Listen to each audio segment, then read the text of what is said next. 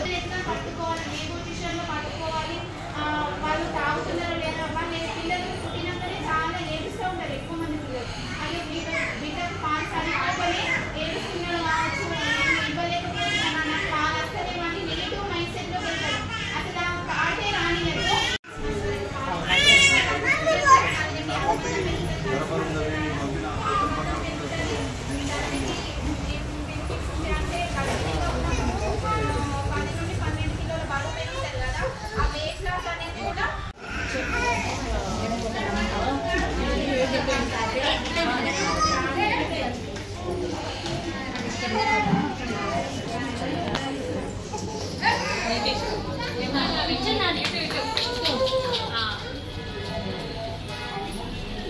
సంఘపాల వారోత్సవాల కార్యక్రమానికి గౌరవ ప్రిన్సిపల్ చైర్పర్సన్ మేడం గారు, అదేవిధంగా చేసినటువంటి అంగన్వాడీ టీచర్లు, ఆశా వర్కర్లు, ముఖ్యంగా అంగన్వాడీ లబ్ధిదారులందరికీ స్వాగతం సుస్వాగతం. మేడం పేరు మధుకుమార్ పోషణ మన మహిళా అభివృద్ధి మరియు శిశు సంక్షేమ ఆధ్వర్యంలో గత వారం నుండి అంటే ఆగస్టు ప్రతి సంవత్సరం కూడా ఆగస్టు మొదటి వారంలో తల్లిపాల వారోత్సవాలపైన ఎన్నో కార్యక్రమాలు చేయడం జరుగుతుంది. ఇందులో ముఖ్యంగా తల్లిపాల యొక్క ప్రాముఖ్యత మన గ్రామ స్థాయి నుండి కానీ, వార్డు స్థాయి నుండి కానీ, పట్టణ స్థాయిలో కానీ విస్తృతంగా అవగాహన కార్యక్రమాలు చేపట్టడం జరుగుతుంది. ఈరోజు ఇందులో భాగంగానే మన వార్డులోని ఈ యొక్క కార్యక్రమాన్ని మనం నిర్వహించుకుంటున్నాము. మేడం ఎక్కువ తల్లులు ఎక్కువ టైం కాకుండా కొంతమంది తల్లులు అంటే పిల్లలకి లంచ్ టైం అవుతుందని చెప్పేసి కొంతమంది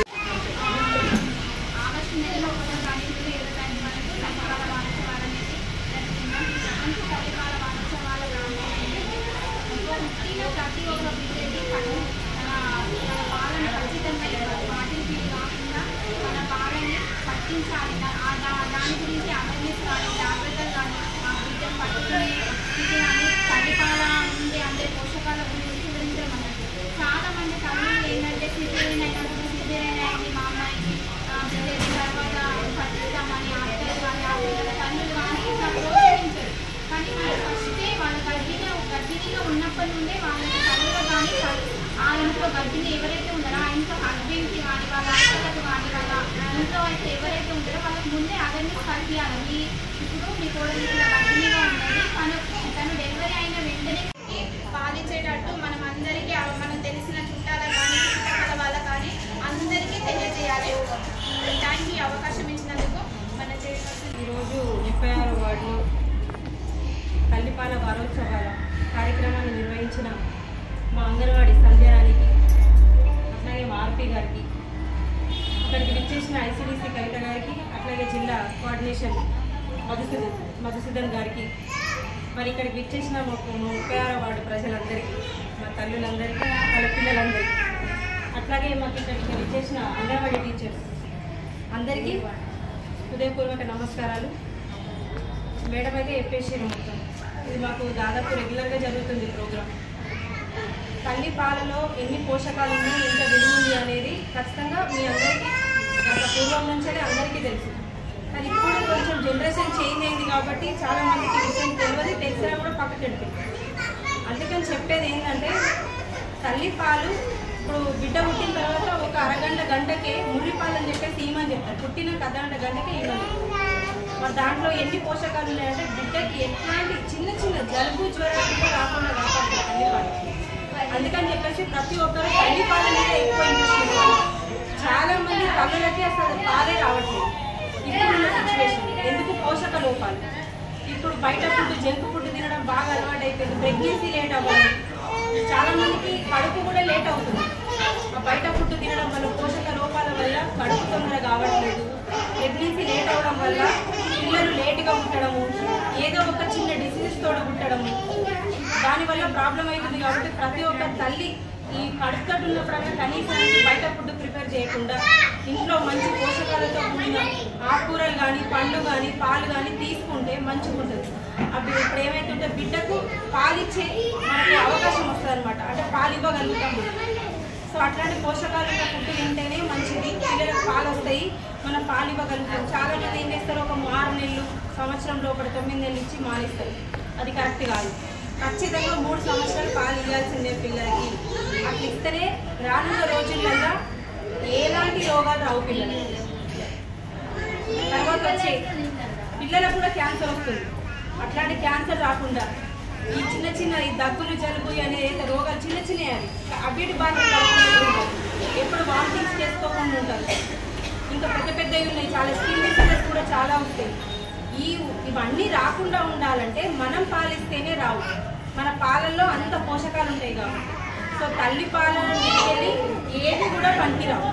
ఇప్పుడు మీరు పిల్లలకు ఒక 6 నెలలు పాలించి దాని తర్వాత మీరు ఇవన్నీ పెట్టినా కూడా తల్లి పాలల్లో ఉన్నంత పోషకాలు అయితే అవిట్లలో ఉండవు. దాని తర్వాత మీరు ఇప్పుడు ఒకవేళ మీరు 3 సంవత్సరాలు పాలిచ్చినా కూడా మీరు ఆయనకు అన్నం తినిపించిన బాబు పిల్లలకి అన్నం తినిపించిన సెల్లర్ ప్యారెట్స్ ఏది పెట్టినా కూడా మీ పాలు కంపల్సరీ ఇవ్వాలి. వీటితో పాటు మీ పాలు ఇవ్వాలని నేను అందరికీ చెప్తాను. అట్లాగే ఒకప్పుడు ఇప్పుడంటే ఒక 2 సంవత్సరాలు 2.5 సంవత్సరాల గ్యాప్ కానీ ఒకప్పుడు అయితే 5 సంవత్సరాలు పాలు తాగేది పిల్లలు. 5 సంవత్సరాలు 40-50 ఏళ్ళ కింద 30 ఏళ్ళ కింద 5 సంవత్సరాలు పాలు తాగేది ఒక్కొక్క పిల్లలు తెలిసే ఉంటుంది. సో అందుకని మనం కూడా 3 సంవత్సరాలు అట్లీస్ట్ 3 సంవత్సరాలు పాలిస్తే మీరు ఏవి తినబెట్టినా కూడా పిల్లలకి పోషణ మన పాలల్లో ఉన్నంత పోషణ బయట ఉంటుంది. సో అందుకని చెప్పేసి మీరు ఇవి పెట్టడంతో పాటు మీ పాలు ఇవ్వాలి. అట్లాగే పిల్లలకు దానివల్ల ఎలాంటి రోగాలు రాకుండా ఉంటుంది. ఇంకొకటి ఏంటంటే నేను చెప్పాలనుకుంటున్న అత్యంత ముఖ్యమైన విషయం ఏంటంటే బిడ్డకి 3 సంవత్సరాల గ్యాప్ ఉండాలని చెప్పేసి నేను చెప్తున్నాను. అట్లా ఉంటేనే మీరు ఈ పాపని కరెక్ట్గా చూసుకోగలుగుతారు, తర్వాత వాళ్ళని చూసుకోగలుగుతారు. ఇప్పుడు ఈ పాపను బాబు సంవత్సరం అయిన తర్వాత మళ్ళీ ఓ సంవత్సరానికి మీరు ప్రెగ్నెన్సీ అయితే ఈ బాబును మీరు సరిగా చూసుకోలేదు, మళ్ళీ ఆ కడుపు చూసుకోవాల్సి వస్తుంది, ఆ ప్రెగ్నెన్సీ మీరు క్యారీ చేయాల్సి వస్తుంది. సో దాంతో ఇబ్బంది, బాబుతో ఇబ్బంది. అందుకని చెప్పేసి ఒకటే మీకు చెప్పేది, బిడ్డకి 3 సంవత్సరాల గ్యాప్ ఉంటే ఈ బిడ్డకి ఏ రంగు ఉండదు, ఆ పుట్టే బిడ్డకు కూడా ఎలాంటి ప్రాబ్లం ఉండదు. కరెక్ట్ పోషకాలు అందుతాయి. మీరు ఫ్యూచర్లో అయ్యో మా చిన్న బాబుకి ఈ ప్రాబ్లం అవుతుంది ఆ ప్రాబ్లం అవుతుంది అని చెప్పేసి మీరు అనుకోవడానికి ఏముండదు. ఎలాంటి రోగాలు రాకుండా మంచిగా ఉంటారు పిల్లలు అని చెప్పేసి చెప్పడం జరుగుతుంది. అట్లాగే అందరూ కొంచెం పోషక విలువైన ఫుడ్ తీసుకోవాలి. ఇప్పుడు రానున్న రోజులలో మనకి ఎన్ని బయట ఫుడ్ అనేది ఆహారం అనేది ఎంత కల్తీ అయిందో మీ అందరికీ తెలుసు. ప్రతి ఒక్కటి బియ్యము నూనెలు పప్పులు అన్ని కూరగాయలు ప్రతి ఒక్కటి కల్తీ.